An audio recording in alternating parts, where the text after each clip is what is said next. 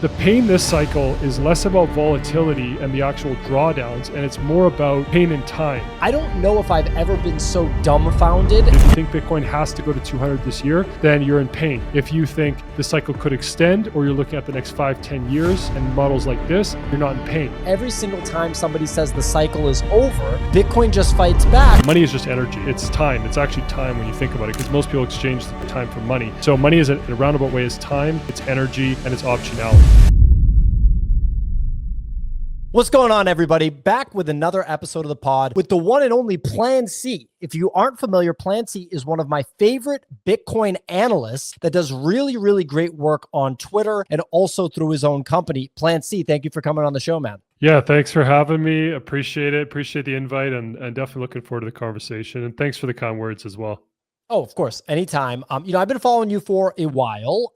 I first heard about you on a podcast. I don't remember which podcast it was, but I was very impressed with the way that you were analyzing Bitcoin and analyzing its activity. Right now, I think is a really unique time in the market, because as long as I've been investing seriously, which has been almost 6 years now, where, several hours per day is dedicated to investment research. And I have, a 7-figure portfolio that I'm managing, multiple 7-figure portfolios at this point. So there's kind of a lot at stake. I don't know if I've ever been so dumbfounded and seeing so many other investors dumbfounded as to what's happening. Because when I look at the market, I see a lot of kind of bullish, just like bullish vibes all around, right? But then people are so scared and it's so choppy, and Bitcoin goes up and then it pulls back and then it goes up. But it seems to just continue to go up. And every single time somebody says the cycle is over, Bitcoin just fights back, but it doesn't have a blow off top. So I guess, if you had to kind of summarize where you think that we're at right this second, the date of this recording is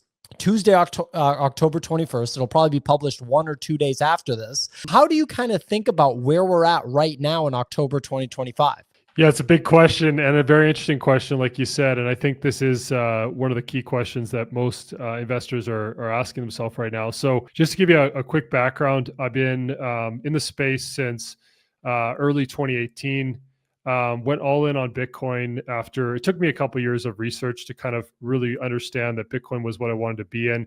I definitely messed around with alts during like 2018 and stuff. Luckily, I was only with a small percentage of my overall, money to put in. But once I realized it was Bitcoin, after following tons of interviews throughout 2018, 2019, I was fortunate with the timing, because the COVID crash happened and I had enough conviction at that time to essentially say I'm going all in on Bitcoin. So I didn't catch like the very bottom. That's almost impossible to ever do, but I got a very good cost basis, very close to that bottom. And, the price was moving around so much, I was just buying as much as I could at that time. But anyways, I've held since then. I have long-term conviction, and I'm a long-term investor in Bitcoin. So just so people understand, I'm not a short-term trader. None of my charts are meant to be used short-term. Of course, people can do whatever they want. Everyone's free to do as they choose, but they're designed for helping with long-term conviction in Bitcoin, because there is a lot of math behind its patterns. And then also, if somebody wants to, ever sell a percentage for lifestyle reasons, they can understand kind of the value they're getting relative to the historic framework. Now, again, my use of the chart of the specific model we'll talk about later is not to sell and assume I can get back and lower. I think that is a risky game. You can definitely try to play that game, but of course, there's a tremendous amount of risk that can come with that.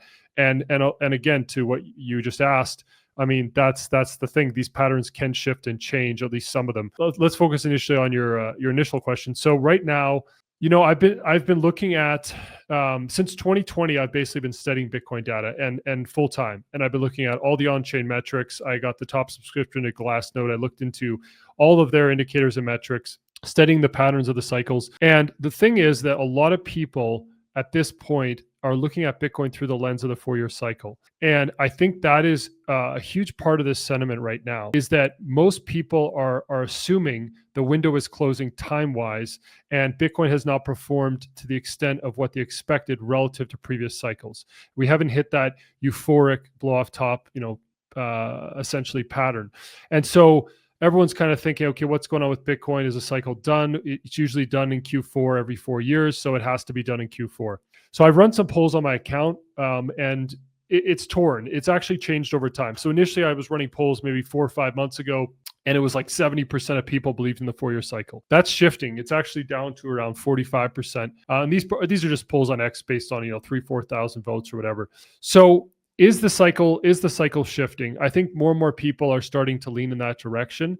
Now, people have to understand that the 4-year cycle initially was related to the halving, right? That was kind of the concept of it. And in the first few cycles, the halvings did make a huge impact at that point. It was a retail-driven market, right? We have to look at all the factors. It was a retail-driven market at that point. Bitcoin was like not even on the radar of traditional finance. Like it was nothing. The market, and it's all related to market cap. The market cap was so low at that point that Bitcoin was just essentially nothing. Right. And I mean, retail was heavily involved in it. And the volatility of Bitcoin was huge at that point because the order books were thin. It was a low market cap. So the moves were all over the place, right? Very volatile asset. And basically, I mean, it was all retail based. And that was when it was the halving had a huge impact. It was a big narrative at the time. We didn't have a lot of other narratives. That was the main kind of thing, right? And so it did follow this 4-year pattern. And the last 3 peaks, just for anyone that doesn't know, 2021, we had an April peak. There was actually 2 major peaks. The first peak was in April 2021. Second peak was in around, I believe it was October, November, with the second peak. And so we did have the ultimate highest peak in Q4. And then 2017, it was in December 17th, I believe, of 2017. And then 2013, it was also in like end of November, early December. So it has been Q4, you could say the highest point of all 3 cycles 3 times in a row. But people have to understand 3 data points is not really that significant. It may seem significant, but it's actually really not. It's like flipping a coin, and getting heads 3 times in a row. Would you say that now every time you flip a coin, it has to be heads? Yeah, exactly. You wouldn't, of course. And then the other thing is that like you pointed out, the market cap and just the entire infrastructure and landscape of Bitcoin as an asset, those first 3 cycles, I include the 2020, 2021 cycle, because really Michael Saylor and MicroStrategy getting into the mix was kind of the only institutional, big time addition compared to where we're at now. I just feel like the landscape is so different. It's almost strange to me, to include the data point of 2013 when you're analyzing 2025. I don't know if I'm way off on that. No, not at all. I do think there's a big distinction there. Definitely. I mean, there wasn't really even a cycle. It depends on how you look at things. It's not as important to go into that. The point is, back then the market was so low as far as like 2011, but 2013, yeah, I mean, completely different market at that point. The closest would be, 2021 cycle would be the closest to our current cycle by far. 2017, still very retail driven, although you could say, okay, that one we can include. But regardless, it's just this 4-year cycle thing. I mean, people can say, okay, there's 4 quarters. So it happened to peak 3 times in a row in Q4. There's reasons for that, to do with the calendar and to do with basically traditional finance and things. But it's just, it's not, in my opinion, the market is definitely not driven by the halving at this point. The halving, it's just not the driver. The business cycle, liquidity, these are the main drivers of basically the cycle, right? Bitcoin's going to much more follow what's going on in the overall landscape of the global financial system. Like that is what you need to, that is, in my opinion, what is the most useful as far as any kind of like timing elements of how long these things are going to extend. Having said that, Bitcoin's clearly going through an adoption curve as well. Mm-hmm. And also the ETF was massive. Some people might know this, but gold went on a pretty big tear for multiple years after its ETF initially. I can't remember the exact time frame. I want to say 8 years, but I don't know if it was that long, but it was significant. It was a long bull run after its ETF. So that's another data point. I mean, so there's a lot of reasons to think more and more the cycle could extend, and also just the patterns we're seeing. We're seeing less volatility. So over the course of Bitcoin's history, a very clear pattern is the volatility is coming down. That volatility coming down adds more stability. The order books are thicker. The market cap is higher. A $2 trillion asset is a whole different game. This starts to open up the door for larger pools of capital to come in. And we didn't have that really any other cycle. We had a little bit of it last cycle, but now we're starting to really see it. A lot more headlines. So people are torn. They're like, there's so much bullish news. We hear all this bullish news, but then there's this X factor of Trump tweeting and just random stuff that can occur. And all of a sudden we shoot down. But people also have to look at the stability of Bitcoin. I mean, the reality is the actual 1 year moving average is now over $100,000. Bitcoin's 1 year 365-day SMA is over 100,000. So we've found a lot of stability on the way up. We've actually been building tons of support on the way up, which we haven't done in previous cycles. A lot of previous cycles, we just went complete euphoric, blow off top, and the price shot up so quickly and basically came right back down to earth. So people are worried, okay, are we going to go in a bear market from here? Now, if we were to somehow go in a bear market from here, at this point, I would expect a pretty mild bear market, to be honest with you. That's the thing. People are also, besides the 4 year cycle concept, people also are very much thinking we're going to draw down like 80% like we did in previous cycles. I'm not of the mind of that. Yes, there can be big liquidation wicks. We saw that recently. Like that can absolutely occur. But as far as sustainably being down 80%, I really don't see that happening. My base case right now is, when the bear market comes, right? I'm kind of cycle length agnostic, to be completely honest, and that's why the model that I designed is cycle length agnostic. It's not predicting any specific length of the cycle, and the reason why I'm open to different lengths. I'm looking more at how relatively overheated are we at any given time, and I'm open to the cycle extending well into next year or even beyond. When we do have that bear market, I'm expecting more like a 50%. Max maybe 60% drawdown, not 80%, 70%, 90% like we've seen in the past. That's my base case. I'm interested in yours.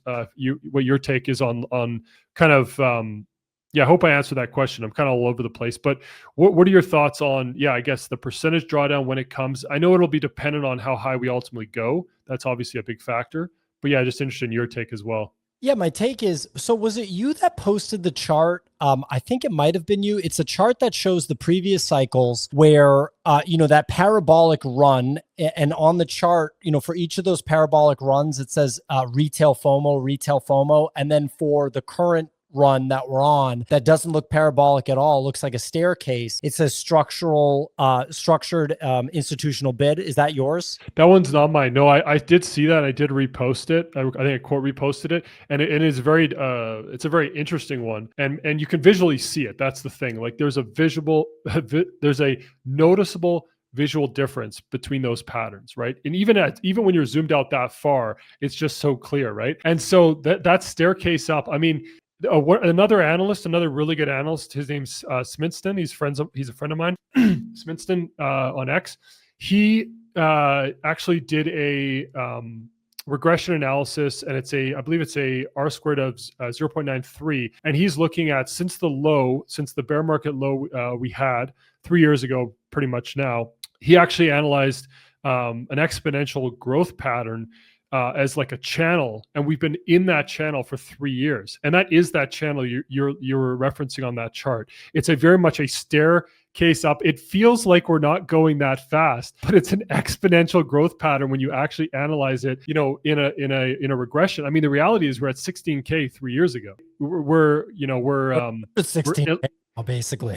We're 18. We're like 8x or whatever we're at now, 7-8x. So it's a move. Like it's still significant. I know it's not as fast as everyone wants, and everyone wants us to be over 200,000 by this point. But you have to understand it's a very healthy stair step, strong support along the way, lots of consolidation, and we've seen a lot of older coins move over the last year above 100,000. 100,000 was a very significant psychological level. And I think a lot of people that got in, whenever they got in, anyone that got in like $1,000 or less, I mean, you're looking at that's a 100x move, right? So anyone that you just have to look at it that way. People that are kind of getting in, got in over the last few years or getting in now, they have to understand there was a lot of unrealized profits. And what happens is when those coins move, they get repriced at higher levels. That brings up what's called the realized cap, right? So the overall market cap realized comes up closer to the current market cap. So what that's saying is the cost basis of all the coins in circulation is actually higher. And that's actually a good thing, because that means that someone has bought those coins at a higher price, which is more validating the current market cap. It actually means the current market cap is less of a bubble. It's actually more of a reality.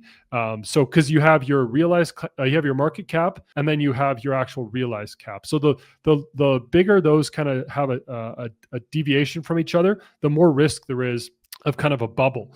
But we've seen the realized market cap come up significantly over the last year, and it's really not that overheated at all. I think the overall cost basis of all the coins is around 70,000 right now. Roughly speaking, I think we're around 70K on that. I could be off. It could between 70 and 80. I'd have to double check it. But yeah, anyways, it sounds like you understand that. I mean, so anyone that got in before $1,000, I mean, 100x, they're not selling all their coins. It's not like all these old OGs, or some of them are.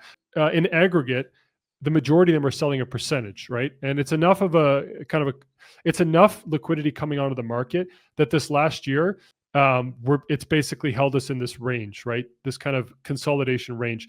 And the good thing is that we have ETF inflows, and then we have these companies basically like MicroStrategy, or strategy, I should say, these companies that are constantly buying, right? And there's more and more of these all the time, right? These treasury companies. So, yeah, interested in your thought on, like, essentially we have these sorts of ongoing bids that we didn't necessarily have in previous cycles. We had retail FOMOing in, but now we have retail kind of scared to an extent. And we have these, I mean, retail is coming in various ways, right? We have the ETFs and things. We're seeing healthy ETF inflows. We're seeing treasury companies, a couple of them that are noteworthy, and then smaller ones. But it's constantly, buying and accumulation there to support the price, right? To kind of keep us in this level as older coins are selling. That's kind of, why I think we're kind of stuck in this range. It's just like we have these healthy bids coming in, and we have old money, essentially taking their profits. But at some point, that's gonna dry up. There's only at some point, everyone that wanted to take their profits, they've had a year now. So I think we're actually getting close to that point, maybe a little less than a year. I think that window is closing, and I do think everyone's kind of taking whatever profits they need, and then we'll be ready to move. I think we're going to go higher personally. Yeah. And I mean, we've been at over 100K for so long now. It's pretty wild. And we've essentially been in this ballpark since inauguration day. So one thing that I've been thinking about a lot is, like, what causes another bear market? Because when you look at the previous cycles, let's just look at, 2013 and 2017, those are retail driven cycles. And those charts where Bitcoin, shoots up in a parabolic way and then crashes just as hard. Those are actually, you see in other markets, right?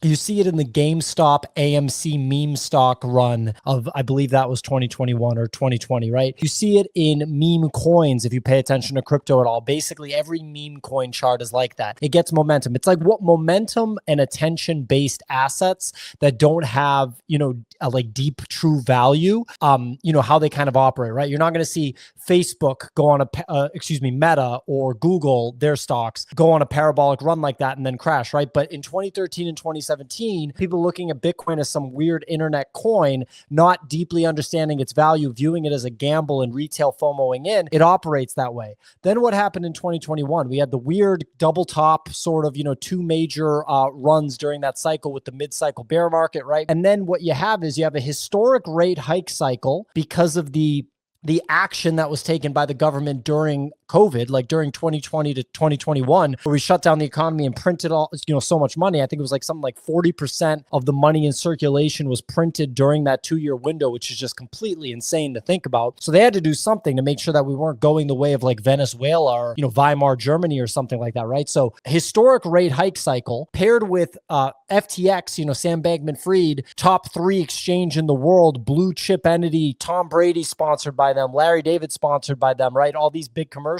and everything turns out to be a Bernie Madoff level fraud. That's like a horrendous situation to encounter for Bitcoin, and people, kind of put those things together. And then third, you had an administration that it turned out, we didn't know at the time, but later on, it turned out that they kind of were, actively trying to choke out, if you listen to the way Nick Carter communicated it, Operation Choke Point 2.0, kind of choke out the industry. I mean, obviously we got the Bitcoin ETF approved, but I think everybody can agree that the current administration is more favorable for Bitcoin and crypto than the previous administration was. So that last bear market does make sense to me. But now when I look at the landscape, I don't totally get, considering we're going into a rate cut cycle and we have this administration and we're still printing money at a $100 billion per month, at least, by the way, at least. I don't know. I'm trying to understand what causes this bear market. And obviously there will be a bear market, but I don't understand what causes a 60% drawdown on Bitcoin. I actually completely agree with that take. And yeah, to kind of piggyback on some of the stuff you said. So we had a crazy amount of leverage and lending last cycle. This got so overheated, and it wasn't just FTX. I mean, there was Celsius, Three Arrows. there was Voyager. Like, these guys were all essentially connected through Three Arrows and things. So it was a complete house of cards. And there was so much leverage in the system with the lending at the time, especially in alts, and it was just out of control. So, and the reason why I don't think that's occurred now is because multiple people have been made example of and have gone to jail. So what happened last cycle was a bit of a gray window in time, a gray zone, where essentially, these guys weren't sure if they could get away with it or not, or what the penalty would be. And so it was kind of the Wild West. It was a free for all. Yeah. Now that window is completely gone. Anyone that's going to do anything remotely close to what Celsius and FTX did, I mean, Alex Pachinski went to jail for 10 years. Sam Bankman-Fried went to jail for, I think, 20 years or something. Yep. So they both got significant, jail time. There's a huge incentive for that stuff not to occur. Not to say companies can't over leverage, but definitely not like to that extent. That was just insane. So that all got fleshed out. Plus you had Luna, right? The Luna collapse was another massive, insane event. So you had, in a way, you can call them black swans or not. I mean, these were, I guess, known risks, but people didn't expect, to that degree, just the capitulation that occurred and the liquidations and everything. So the FTX or Luna/FTX collapse, Celsius and these other companies, all of this is what brought us down to 16,000. We really did flush out all this lending leverage we had in the system. And then recently, and what's occurred since then has been completely organic, healthy growth, like the ETFs and all the news and the treasury companies. So it's all, this entire bull markets for the last 3 years is based on fundamental growth in Bitcoin. Like, it really is. It's adoption, it's growth. It's really not just euphoric sentiment, in my opinion. And it's not over leveraged. Also, there's no signs of that. I mean, there's no indication, and especially with this recent flush out. I mean, this is again cleaned out any leverage that was in the system, and especially with Bitcoin. I mean, we saw Bitcoin. A lot of this is exchange based. Bitcoin did, have a candle down, but it stabilized like 10% below its all-time high. I mean, even after this crazy whatever happened, who knows exactly how much coordination there was there or what occurred, but it was a crazy amount of liquidations that happened. I mean, 19 billion in liquidation, which is nuts. So that's why, again, I think the health of the cycle remains very high because of this recent liquidation event, deleveraged anything in the system, and then also just the degree at which we kind of had our capitulation bear market that kind of shut the door on all this stuff to do with lending, and I just don't see the leverage in the system. So I'm very much in line with what you said, and at this point, again, yeah, what is going to be like? There's always a possibility for black swans, right? But you can't the whole idea of a black swan is an unknown. So, besides that, that X factor black swan that can happen, okay, some crazy global event happens and everything crashes. We saw that during 2020, right? During COVID. Now, Bitcoin bounced right back. That's the thing. That was such a short-lived event. And so, I mean, you could say that was a bear market, but it wasn't. I mean, the bear market had already formed in 2018. We'd already bottomed out. And then we were kind of starting to go up, and then we had the COVID, drop, but we recovered right away. Yeah. And I agree with you about the money printing. That's the other thing. The degree of money printing and just kind of handouts of capital, and the degree at which everyone was also at home. And so people were just like, okay, I'm going to FOMO into some alt. So there was a high incentive to just put that money into crypto. And so that caused that initial April peak and the 2 peak cycles. So yeah, I think at this point, again, there's really not that leverage. The fundamental growth is healthy. We've also crossed the chasm, or people can argue how close we are if we crossed it or not. I believe we've crossed it, or we're basically in the process of crossing it. So depending on how you look at it. And so that's a phase shift in Bitcoin. It's a meaningful phase shift. And so I think based on that, the patterns can definitely shift. And it does make sense for the cycle pattern to change at that point, because it's no longer, there's also no longer a discount of Bitcoin going to zero. I think every previous bear market, part of that 80% drawdown was a percentage of people believed this thing could go to zero, right? The market cap was low enough, whatever you could say, the adoption or just people not understanding it. There was like this, I'm not to say that I believe it would have gone to zero then, but it was like, there was a discount based on that where investors were thinking, okay, I'm going to get out because this thing could go to zero. That discount has essentially been removed, right? Barring some insane catastrophic event, there's really no way Bitcoin can go to zero at this point. So I don't know what your thoughts are on any of those points, but yeah. Oh, I mean, obviously, I'm like a Bitcoin permeable, right? So I guess if anything, I'd like to ask you questions like as an individual investor. I'm assuming Bitcoin's your biggest position, but if it's not, I'd love to know like kind of where it stands in your portfolio. But it's my biggest position, and my second biggest position is MicroStrategy, so it's still kind of Bitcoin, right? And then everything after that. I mean, then my next biggest one is Iron, which is a Bitcoin miner that's being positioned for AI. So I'm just heavily exposed to Bitcoin, right? I'm curious because I've talked to some other, investors that have been holding Bitcoin for a long time, and they do make comments that make it sound like, in 5 years, in 10 years, they would sell their Bitcoin. And my thing is, as long as I have income in my, like I'm running a business, I'm always trying to make more income. And I've always been doing that since I was in my early 20s, right? As long as I'm continuing to make more income, I don't really see a reason why I need to turn my Bitcoin into US dollars. But I'm curious, what your thoughts are on the future for you when it comes to holding Bitcoin. If we get to $1 million a coin, $2 million a coin over time, are you planning on selling some of your Bitcoin? Like how do you operate with that? It's a great question. And I think it's an important topic. So yeah, the way I look at it. So first of all, congratulations on your portfolio because those all have done really well.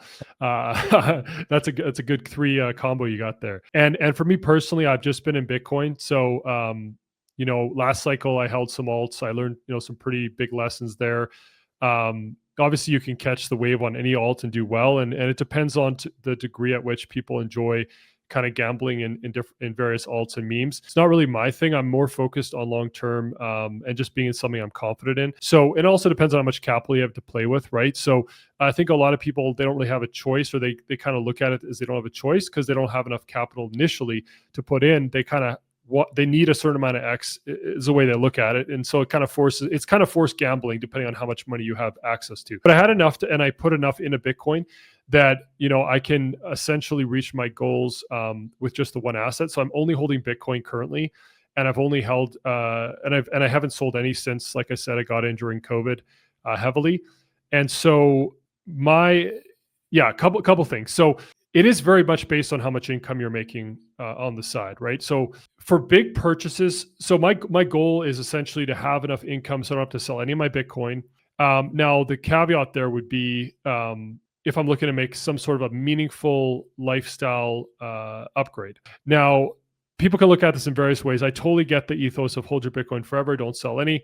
I've talked about this before, but my mindset on that is somewhat different. I look at Bitcoin as a known scarce asset. So there's a known amount of scarcity. It's 21 million coins. That's it. That's the scarcity. So it's what I call known scarcity.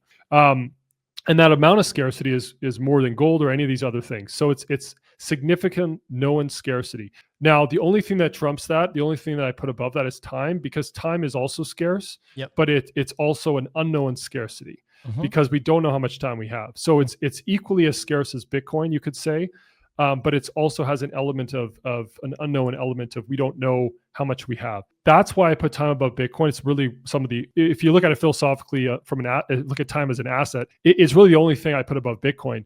Now, because of that, if there's something if I can sell a percentage of my Bitcoin, definitely not the whole thing, but if I can sell a percentage of it, during and I'm getting good value for it using the models that I've created and stuff, I can say, okay, I'm getting historically really good value for this. I'm going to take some lifestyle chips off the table and I'm going to upgrade my life in a meaningful way. I'm not going to go buy, some stock, some random stock with it. I'm not going to go buy even gold. I'm going to do something like purchase, a dream house or something that, people say, okay, it's not a good investment, this and that, but the reality is you get to live in that house, right? And you also have to balance this out with your partner, right? Your partner, like, okay, I mean, do they want to wait as long as you? You can maybe not, right? There's some compromise there, right? And there's an element of, okay, this is, we can upgrade our life and buy more time, and there's various things. So it's a very complex and philosophical subject. But for me, it is very much dependent on how much I'm making. So I'm definitely not selling Bitcoin for my daily expenses. That's something I'm not doing and something I won't do. That is generated with other income. But when it comes to big purchases, I don't currently, just to be honest with you, I don't currently have enough income to essentially buy those assets in the way I want to. I don't want to have a 30-year mortgage. I don't want to have a 25-year mortgage. So for me, I would much rather purchase something in a way where I can own it a lot faster. So it's just my personal preference. Everyone's going to have theirs, but yeah, there's a select. Everything that I would purchase is something that is more time-based and more experience-based. So because those memories with your loved ones, they are, in my opinion, more valuable than numbers on a screen. And so if I can have a meaningful upgrade of experiences with people I love, that's worth potentially selling some of my Bitcoin at the right time or at a good value time. It's a long answer to your question. I tend to give long answers, but yeah, it's very. But having said that, if my income dramatically increased, I wouldn't sell any Bitcoin at all, and I would just buy those upgrades. Right? There's only a select few I'm looking to do. So making more money makes everything easier, right? If there's anything that I've learned, it's that making more money just makes absolutely everything easier when it comes to managing your life. So optionality. I mean, people say money's the root of all evil. I mean, it's absurd. That's trying to pollute people's mind. Money is just energy, right? It's time. It's actually time when you think about it, because most people exchange their time for money. So money is in a roundabout way is time, it's energy, and it's optionality. And so it's not evil. It's what you do with it. You can do good or you can do evil. And most of the people in the world that have a lot of it tend to do evil, but we need more people with more money that do good. So it's definitely not an evil thing in and of itself. It's what you do with it. Yeah, I think the root of all evil is humans controlling the money supply, right? So it's like Lord of the Rings. You can't get too close to the ring, right? Because it corrupts you. No human being is qualified to be in control of the money supply for all the other human beings. It's impossible. No one can do it. And that's why I like Bitcoin, because no one can control it. I can't log on and, to the Bitcoin network or something and make it 22 million coins instead of 21. And that's really why I like it so much. Well, one of the many reasons. Going back to cycle stuff, are there indicators that you're looking for that will validate or invalidate how you're feeling right now? Meaning, like, is there something you're looking for in Q4 that will tell you, okay, maybe we have topped? And, how are you kind of thinking about that stuff? For sure. Actually, we might as well look at just the first chart, just because I can kind of tie it in a little bit. This is just my view as an analyst. I tend to put TA. TA is very useful. I still tremendously value TA. It's not my expertise. I haven't spent as much time with TA. I do follow some good TA accounts, but it's not in the hierarchy. Personally, I don't put it as high as like statistical regressions personally and on-chain data. But I do think it's very useful, and there are patterns with TA that we can kind of look to. So this seems to be a noteworthy pattern we've seen. It's a very simple pattern, but it's a noteworthy one we've seen since the lows of basically 3 years ago, right? This is just the 200-day moving average and the 365-day or the 1-year moving average. And what I noticed a while back, a few months ago, is we tend to consolidate between these two bands. And we've done this now 3 times. And we actually just kind of dipped in for a 4th time into this kind of range. And it's actually not like a massive range. It is a range. So it's not like it's pinpointing exactly where to get it or anything like that. But it is a useful pattern. And we have not gone below the 365-day moving average. So that 365-day moving average sits right now, I believe, at around roughly $100,000, a little bit over, but essentially 100,000. And then the 200-day, I believe, is now around 107 or 108. So that's kind of the accumulation zone that I'm kind of paying attention to. Now, I expect us not to necessarily continue to revisit this zone, although we have now a couple times.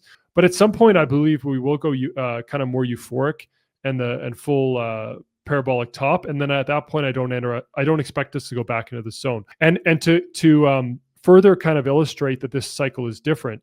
In the 2017 cycle, we never went below the 200-day moving average. The entire cycle, we were above the 200-day moving average. This entire cycle consolidated between these two bands, between the 200 and the 365-day. We haven't gone below the 365. And in every previous bull run, we've never gone below the 365. So I would really like to see us stay above the 365.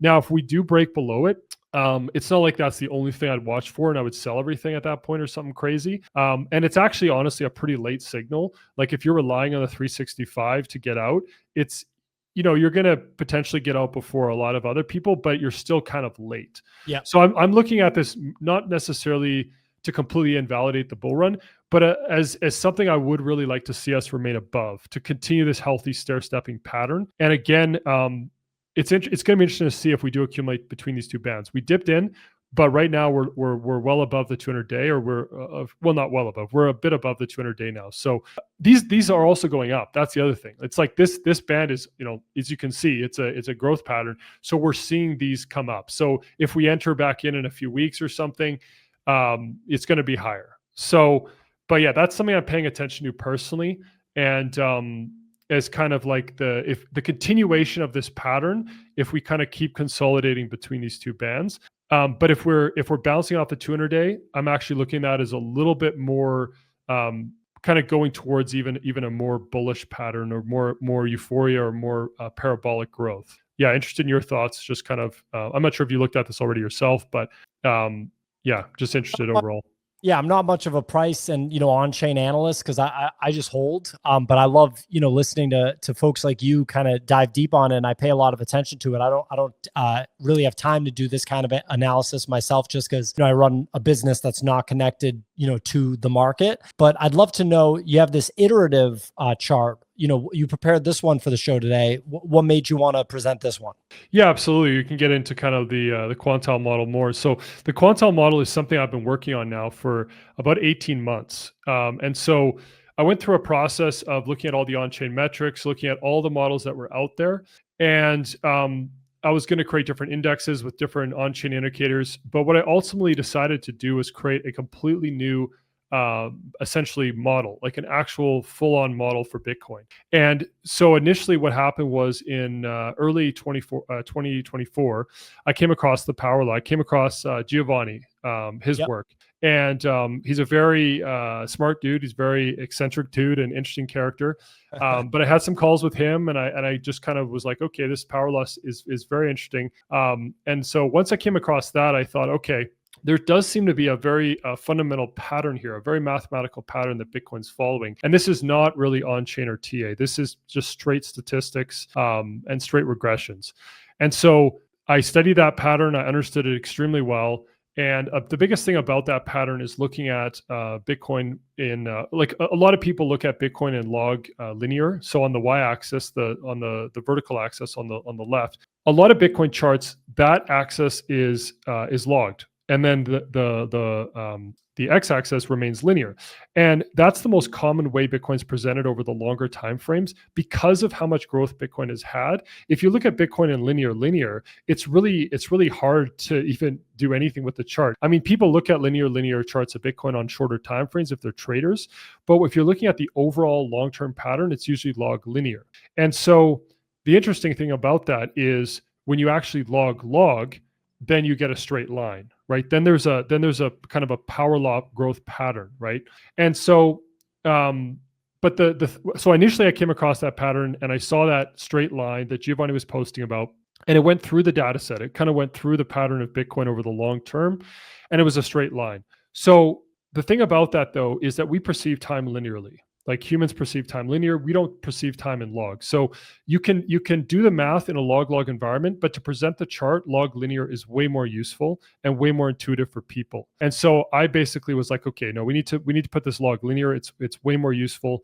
And then also the power law was only the mean. So it was looking at the average kind of middle of the data set. So I said, well, how do we quantify the full data set? I'd done analysis in the past where I like to put things in a index between 0 and 100. I find it's very useful, kind of like the fear and greed index, right? Everyone likes to reference the fear and greed index between 0 and 100.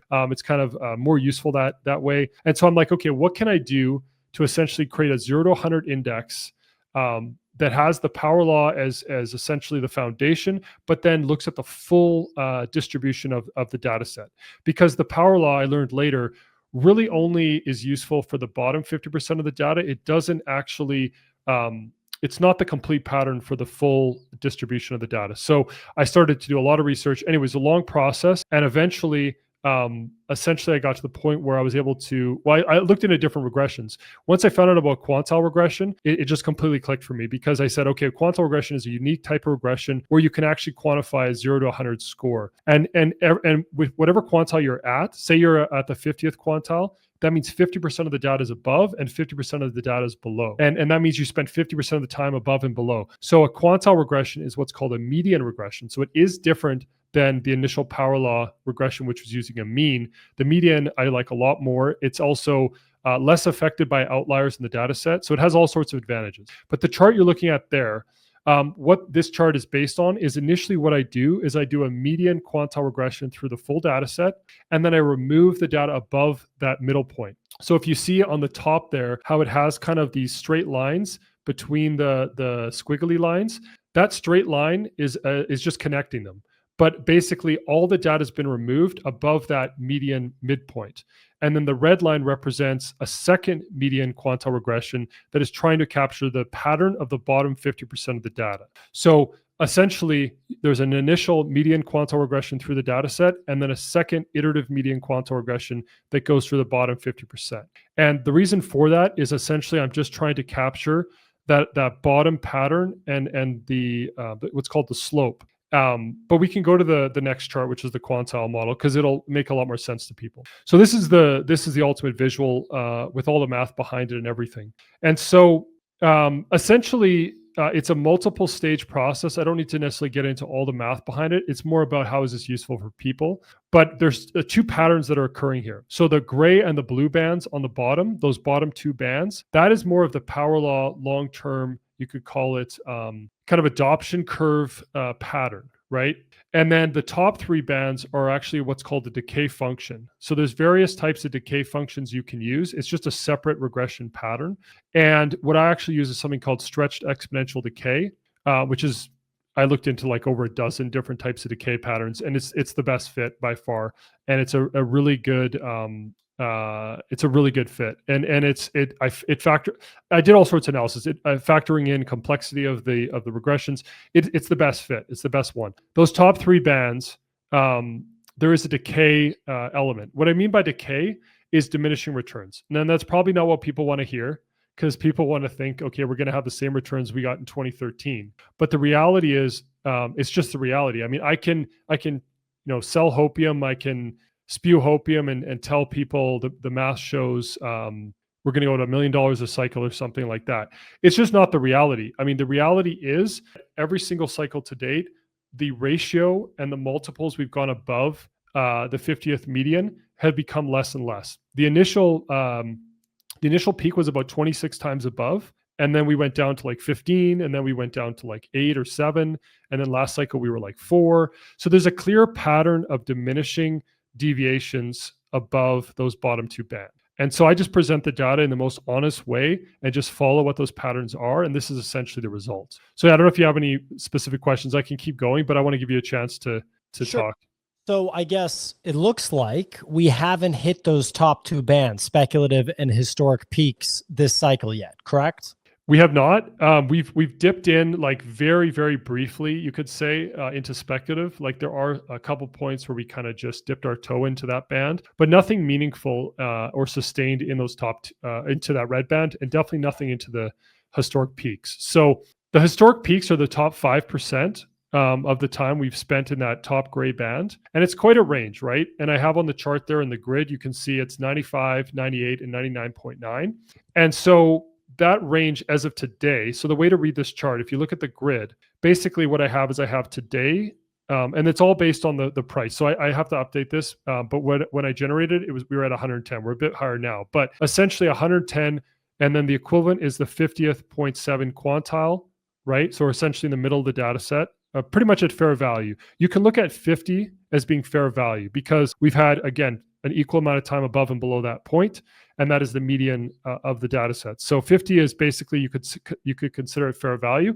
So we're slightly above that right now, above the fair value, and the range as of today. So if we were above 107 today, if we were above 187,000 today, we would be in the top band.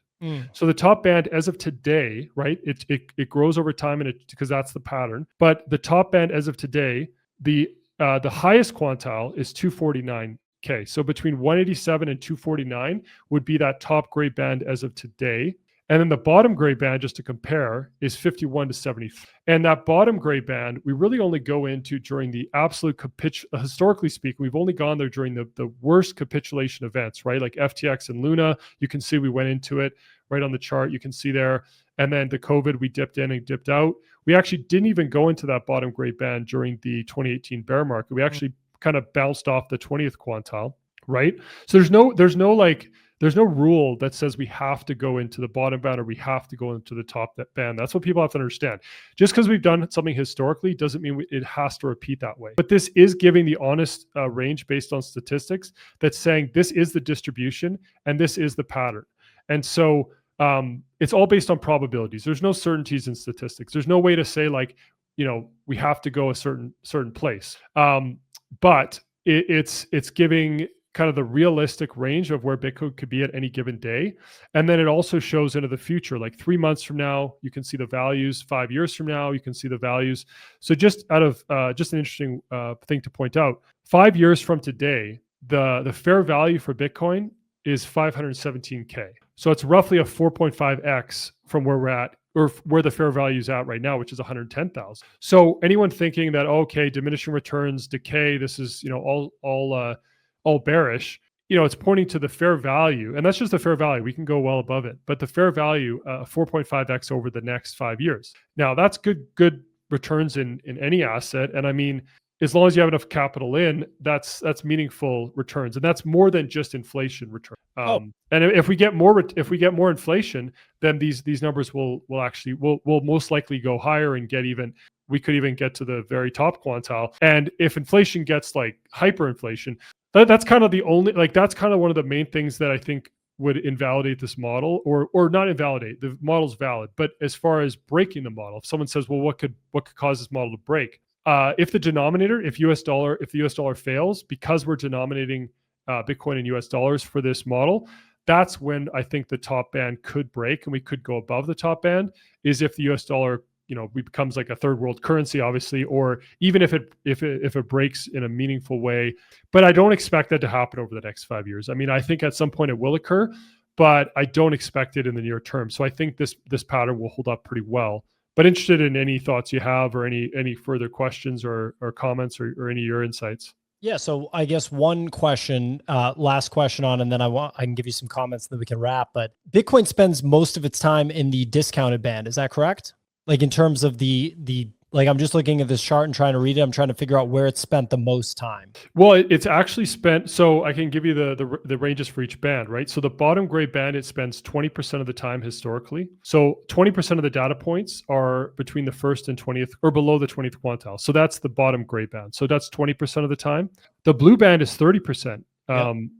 And the bands aren't proportional on the screen, because even though it's the same amount, you could say it can be the same amount of data points, the bands can be thinner or larger depending on the volatility within that band. So, but basically the blue is 20 to 50. So that's 30% of the time we're in the blue. And then the yellow is actually also 30% from 50 to 80.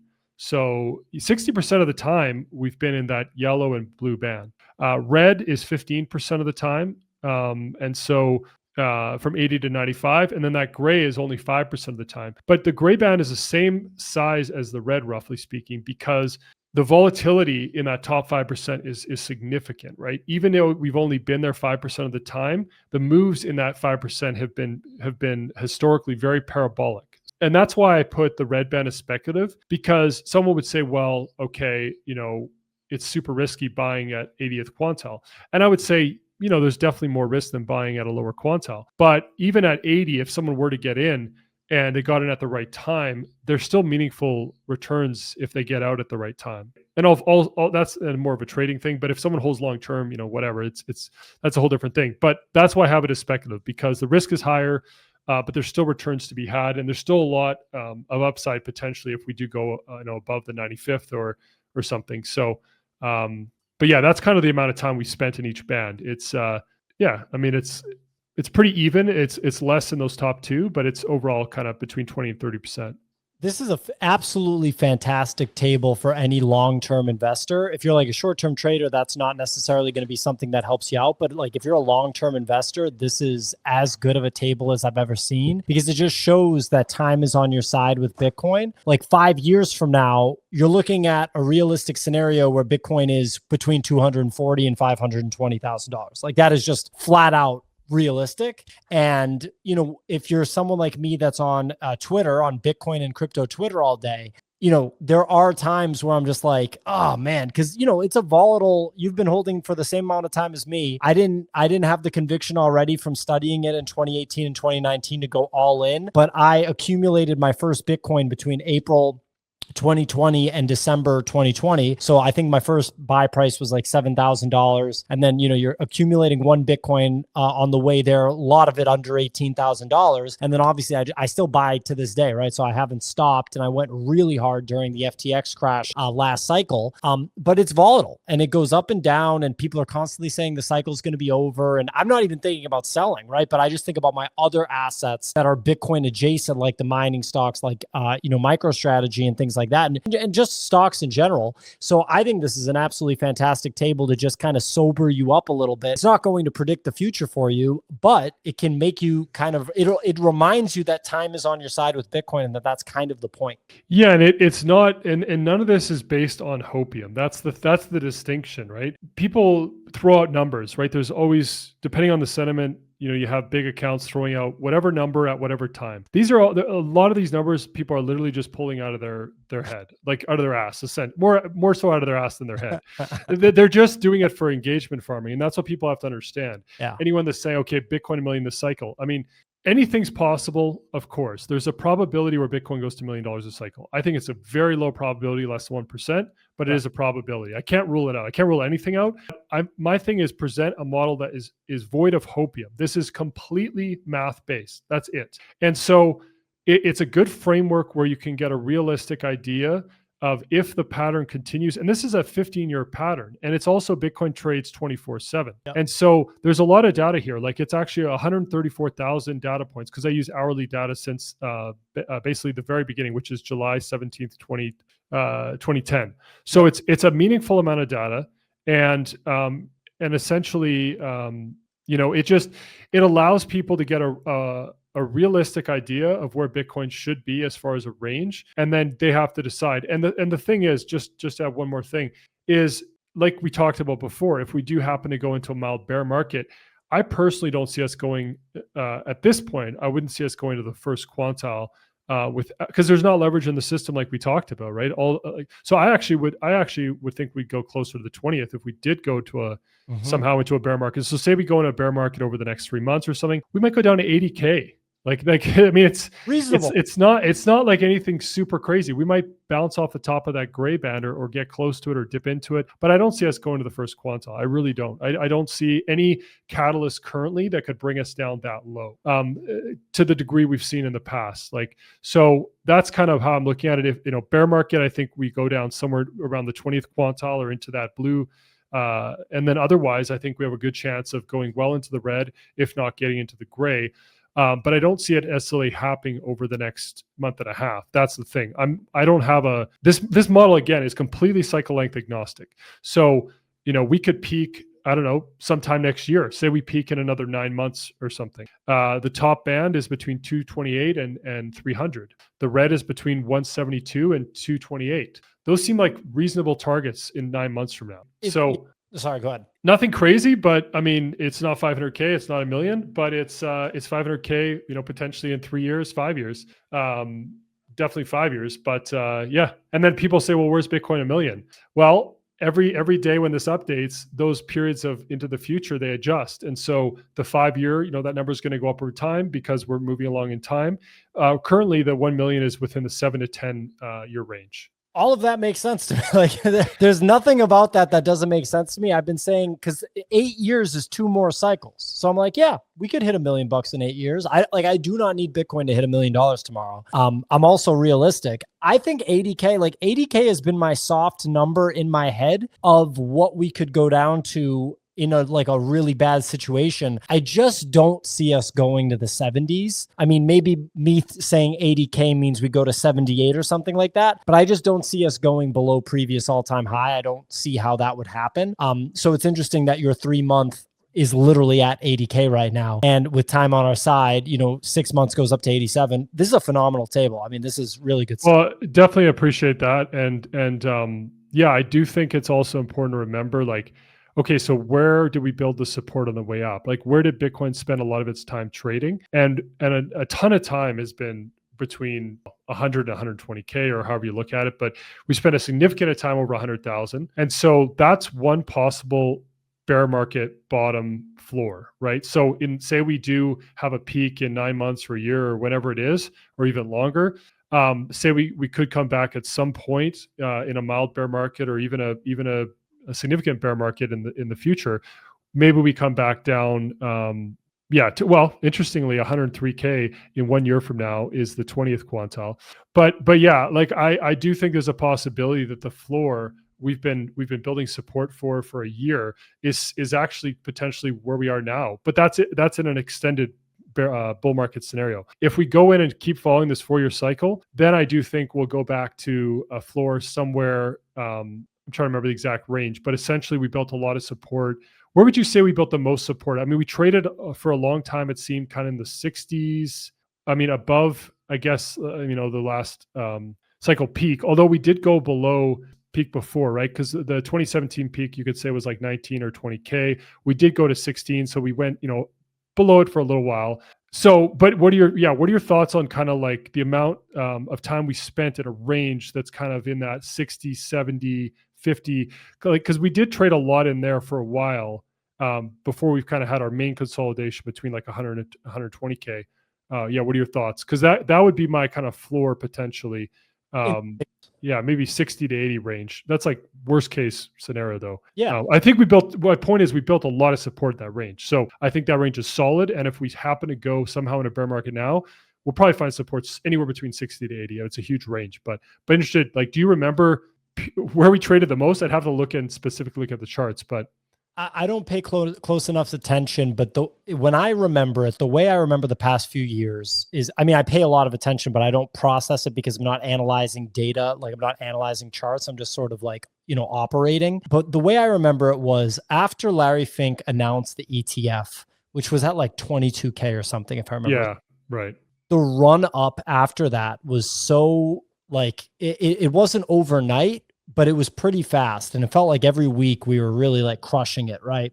And then we got to like 40, we got to 50. Then I do remember that breaking 69 was tough. And I remember people on crypto Twitter saying like retail was going to FOMO in after we beat 69K. And I was pushing back on that, saying retail doesn't care about that. They don't know. Me and my teammate who just walked in the door a few minutes ago, we were going around New York City. We were sticking microphones in people's faces, asking them questions about Bitcoin. And people were like, isn't that down? Or like we were like, how much does it cost? They were like, I don't know, $10,000 or something. Like, their numbers were so off. The reality is nobody cares about this stuff. It's like if you ask a normal person how much a share of Berkshire Hathaway costs. Normal people don't really care about this stuff. It's not mainstream. And just because, me, you, and other crypto and Bitcoin people are completely obsessed with it doesn't mean the rest of the world knows. So I knew that when we broke 69, it wasn't going to cause any retail FOMO. I figured 100 would cause some retail FOMO because it's such a huge, important number. You kind of pointed out earlier, just like 1 million will be. I'm actually surprised that nobody really even cared at 100,000, which is kind of nuts. Well, I think it's unit bias. That's the problem. I think retail's turned off on the units and thinking they missed the boat, right? They're waiting for it to come back to 10K. They don't understand it's actually not going to happen. Like, just based on that bottom quantile, those 10, 20K levels are gone forever. We're not going to get back to those levels. And if we were to go back to 10 or 20K for whatever reason, I would be actually a little bit worried at that point of buying at those levels, because the long-term 15-year pattern has broken, and that's an adoption pattern. So, and it's also related to hash rate and many other factors. So it would be meaningful if we if we kind of dip below the bottom band, it's not the end of the world. But if we went like 50% below that bottom band, that would I would, you have to kind of look at all the long-term patterns differently at that point. So my point is, whatever number retail wants it to go back to where they'll supposedly buy, they don't understand that Bitcoin would be a lot more risky if that ever happens. So they just need to buy, and they need to, accumulate in those lower bands if possible, or otherwise just take a position. Like, we're still at fair value right now. It's not like the end of the world. If you're going to hold for another 10 plus years, even buying now is a completely reasonable place to get in. Just hold for 5, 10 plus years. So yeah, I completely agree with you as far as the sentiment. A lot of times retail is very disconnected, and the average Joe is just disconnected. And there's still so much room for growth with Bitcoin as far as adoption. And these people will hold Bitcoin at some point, but they'll most likely hold it through a vehicle. They won't hold it directly. They'll most likely be in some ETF, or they'll be in some stock that holds it that they don't even know about. Yep. They're going to have some, or retirement fund or something. They'll be in it, but it'll be in a different way in the future. I guess we'll wrap it up here, but just one last question, or one last comment would be, I do remember that period just below the previous all-time high where we did spend a bit of time. So I think we did create a pretty solid base below like 69K or around that zone. So anywhere in the 60s, 70s, it's also very solid. So we have multiple kind of very solid support levels. So overall, like, as much as a lot of people are impatient, and I've been posting now for over a year on my account about this, the pain this cycle is less about volatility and the actual drawdowns, and it's more about pain in time. It's impatience. So this cycle, it's the false starts. It's the moves up, moves down, moves up, moves down.